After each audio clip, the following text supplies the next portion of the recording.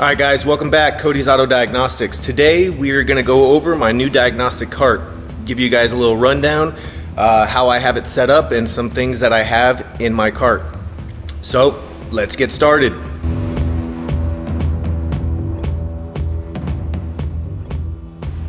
So we are going to be going over my new Harbor Freight diagnostic slash flashing cart. Okay, so here is the cart that I built. Got it from Harbor Freight. It's got the tray on the side. I needed something that was a little bit more mobile. I do have this work center over here, but due to the sheer size of it, I mean, this thing, it's like a little mini toolbox that you're rolling around, and it's just not very mobile. When I bought it, I thought I would be using it, pushing it around the shop. That's not the case, but it is nice that, you know, this is where I do sit and I do look up wiring diagrams, do my research on the vehicles, because remember, fixing or diagnosing a vehicle, 80% of it is research. So it is nice. I do have that area that I can do my research on the vehicles before they attack on the diagnostic process or whatever it may be. So yeah, back to the cart. So what I was using, since this was not that mobile, and before I had this was the bad boy there. My laptop would sit on the side, my Drew Technologies pass-through J2534 would sit there, and my battery maintainer would go on the bottom, and this thing was nice because I could wheel it all over the shop, and it was pretty mobile. Issue with it was really top heavy. I ended up dropping my brand new flashing laptop off of it, cracked the screen. So buying a new cart was a small investment, let's just say that. All right, so back to the cart. I do have the laptop set up, and underneath the laptop I do have the fans to keep the laptop nice and cool. Okay, I have a 27-inch curved monitor, just bolted in through the back. I have the Zeus with a charging station. I mean, I didn't realize how expensive that charging station is going to be. I don't know if I would have got it if I knew the price of it. But I needed another one because I still use this over here. So ended up picking up another one from my Snap-on dealer. Okay, so drilled some holes in the cart, added some grommets both sides. This one over here is for the printer. Just tried to run the cables, you know, as nice and neat as I can, just kind of staying out of the way of everything. Okay, coming over to the side here, I have the scope boom from Auto Nerds. Picked this up, which I was using, as you can see on this one right here. Here's a sleeve that it comes with, but ended up making my own sleeve for this. And why I did that is, if you guys can see, got a hole here, hole here, hole here, and hole here. So doing that, I'm able to raise and lower the boom to where I need fit. And then I have my locking pin for whatever height that I pick. Have the scope hanging off the side. What I like about this is that I'm able to unclip it, grab the scope, take it underneath the dash, because there's times that you're not going to be using the diagnostic cart if there's any kind of dash work or anything like that. So I use my scope all day, every day. So I needed something that is quick to either take to do mobile diagnostics or to take, like I said, to do some dash work or anything like that. So I didn't want anything that was stationary or kind of locked into this cart.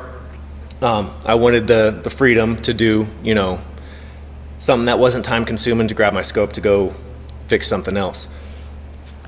Okay, so that's the scope boom, the monitor. I have the two mouses. I have this HDMI splitter here. So hitting the splitter will switch the monitor in between the laptop or my scan tool. Side, I have this retractable extension cord, and I think it's a 100-footer. No, it's a 50-footer. I'm sorry, excuse me. Here are the Schumacher battery leads for when I am doing flashing. The Schumacher is right here, and one thing I do like about this is you can dial in the voltage that you want for flashing. This is a ripple-free maintainer. It is approved for flashing. It is not cheap, but it's been very useful. I've had this for probably the past 8 years. I have my printer, colored printer. I did not get wireless. It is what it is. And then I do have a battery pack back here that I'm still testing it with running this way I don't have to be plugged into the wall, and running the laptop, running the scan tool, and running my printer. I'm typically getting about a couple hours out of it. So it is nice for those occasions when, you know, I don't want to be dragging the extension cord all over the shop to get plugged in so I can see some waveforms or scan data or whatever that may be. All right, so then obviously a couple extension cords, and my Power Probe 4 back there on the back. Now let's take a look in some drawers. First drawer, Harbor Freight organization tray. I ended up cutting it in half so it fit in this drawer. Back pins, some butt connectors. These are nice. These can extend your leads, make longer leads if you need to. Some attenuators, BNC to bananas. Super, I love these things. Alligators, relay test kits, resistance box, another alligator. This is the smaller kit. Come on. One's missing because I am using it for this vehicle right over here, which it just goes in the place of the relay, and you have your test pins to check your powers and grounds going in and out of that relay. Okay, on to the next drawer. Cardac Plus 2 J2534 pass-through. I use this for flashing. I also use it for Toyota Diagnostics. If I am flashing a GM, I use this keyspan adapter with the cable, and it actually plugs in to my Tech 2, and it turns my Tech 2 into a J2534. So Trailblazers, for example, if you use the Cardac and you flash the PCM, you'll run into issues. Now, doing it with the Tech 2, no issues. One of the advantages. That's just, when it comes to GM, I feel like I have less issues when I use my Tech 2 as a pass-through. Ford, I end up, if Ford flashing, I use the wireless VCM2. But Hondas, Toyotas, Chryslers, that's what I use as far as that. And my breakout box goes in this drawer as well, which I am using it on this vehicle because I have communication issues.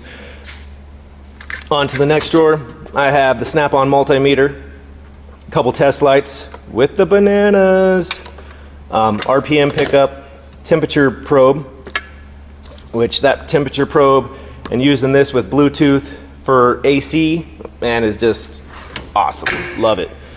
I can have that thing outside running. I can monitor the temperature on my phone without even being close to the vehicle, which I like. So relay jumpers, or not relay jumpers. Well, yeah, I guess it is a relay jumper, but it's also got the amp loop on it. So you have the on and off switch, which takes the place of the relays. You can test the amperage of the loaded side of that circuit. Testing amperage on fuses. I have the mini and the bigger one. Some other fuse adapters, parasitic drain jumpers, a couple fuse holders, more amp loops for the fuse circuits, piercing probes, pressure transducers for my homemade pressure transducer, couple pulse sensors. This one here is made by Michael Nicholson, and then a couple other ones that I built. I also have the Phil's probe in here. Love this thing. It has the bed of nails here on the end. This is awesome getting up through transmissions, trying to get to some wires or hard to reach places and everything. I love that kit, or love that piercer. This is for the parking sensor tester, the pickup that I have a video on of building. Okay, a couple other probes, pickups, all right there. I do have this in there that I do hook up to.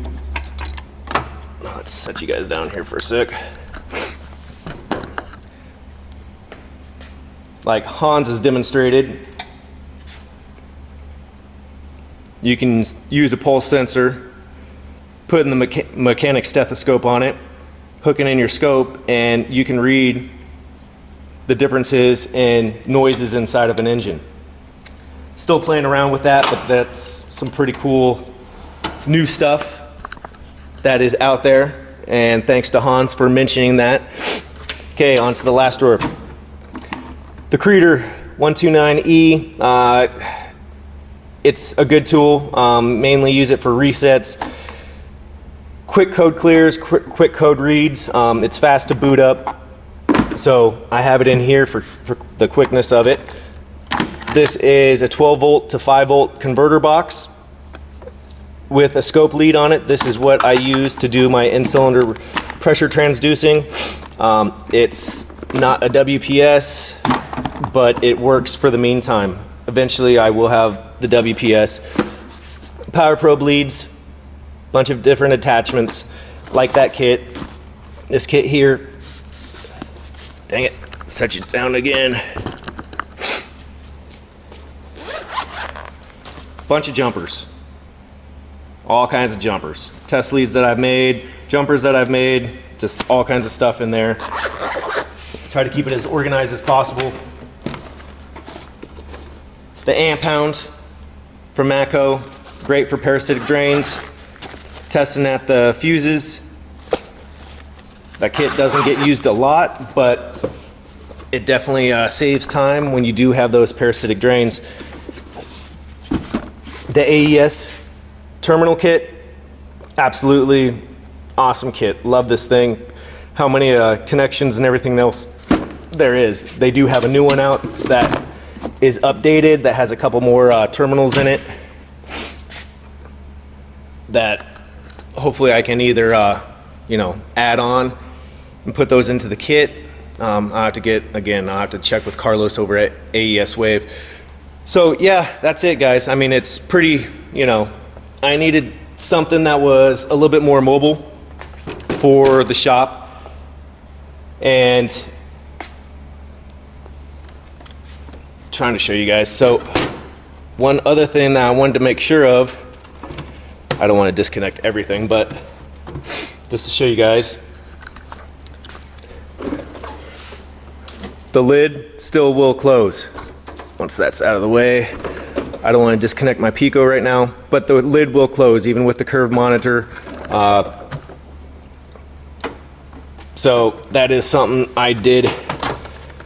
I didn't want to keep the lid open all the time for my days off, or just to keep that screen as clean as possible. Obviously I have to remove the Zeus and everything, but for being the sheer size of it, the mobility. Oh, also another thing, 2 different colored wheels. Why is that? Because the carts, when you buy them, these are stationary. And I'll show you that right over here. So, stationary. Hate that. So, bought some new casters, again, from Harbor Freight. Same size casters, different color wheels, but it just makes it so you can push it back. It's just more mobile this way. Easier for me to navigate through the shop, move it around cars. And that's pretty much it, guys. So yeah, adding this cart has freed up a little bit of room in my toolbox. Not a lot. I still have a bunch of stuff I need to figure out how to get in the box. I don't know how that's gonna happen. Honestly, time for a new box, it looks like. But yeah, it's freed up some room for me. Freed up a little bit of room in the cart. This is just pretty much just a mess, but all my chargers, and I'm sure you guys have seen this in the Toolbox tour, or maybe you have, maybe you haven't. It's where the Zeus goes, the Diagon, the VCM, the Autel adapter.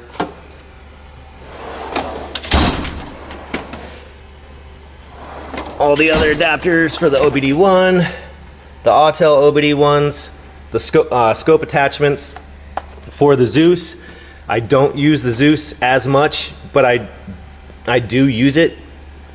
Pico's usually the first well, actually, I shouldn't say that. It depends on what I'm testing or where I'm testing it at and how easy it is to grab it. So this freed up a lot of room in my lower drawer. My Tech 2 goes here, which I am currently using that on that vehicle there. Another quick code reader, good for code clears. Best tool ever. Not really. Another power probe, homemade test light that I did the video on for the amperage draws, loading up the circuits. The old Autel 708, that thing's beast. Doesn't get used that much anymore.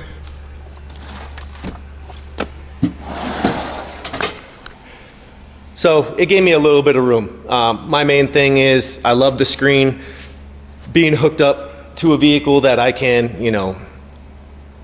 I can be inside the vehicle watching the waveforms and everything. Just that much easier. So that's it, guys. Thanks for watching.